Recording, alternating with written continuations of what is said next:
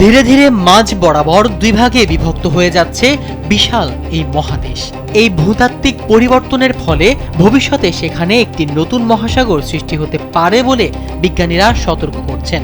সাম্প্রতিক গবেষণায় দেখা গেছে অত্যন্ত ধীর গতিতে হলেও এই প্রক্রিয়া আফ্রিকার মহাদেশের মানচিত্র স্থায়ীভাবে বদলে দিচ্ছে। পরিবর্তনটি মূলত পূর্ব আফ্রিকার ইস্ট আফ্রিকান রিফট অঞ্চল জুড়ে ঘটছে। বিজ্ঞানীদের মতে আফ্রিকার মূল ভূখণ্ড নুবিয়ান প্লেট থেকে পূর্ব দিকের সোমালি প্লেট ধীরে ধীরে আলাদা হচ্ছে। প্রতি বছর এই প্লেটগুলো কয়েক মিলিমিটার করে দূরে সরে যাচ্ছে। একই সময় উত্তরে নুবিয়ান ও সোমালি প্লেট অ্যারাবিয়ান প্লেট থেকেও বিচ্ছিন্ন হচ্ছে। এর ফলে ইথিওপিয়ার আফার অঞ্চলে ইংরেজি ওয়াই আকৃতির একটি ট্রিপল জাংশন তৈরি হয়েছে। এই রিফট প্রক্রিয়া শুরু হয়েছিল প্রায় 2,50,00,000 বছর আগে। লোহিত সাগর থেকে মোজাম্বিক পর্যন্ত প্রায় 2170 মাইল এলাকা জুড়ে এই ফাটল বিস্তৃত।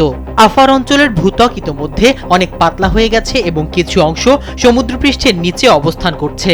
ভার্জিনিয়া টেক বিশ্ববিদ্যালয়ের ভূপদার্থবিদ সারা স্ট্যাম্প জানান, রিফটের উত্তর অংশের প্লেট বিচ্ছিন্নতার গতি তুলনামূলক বেশি। ভবিষ্যতে ভূমি আরও নিচে নামলে সমুদ্রের পানি প্রবেশ করবে।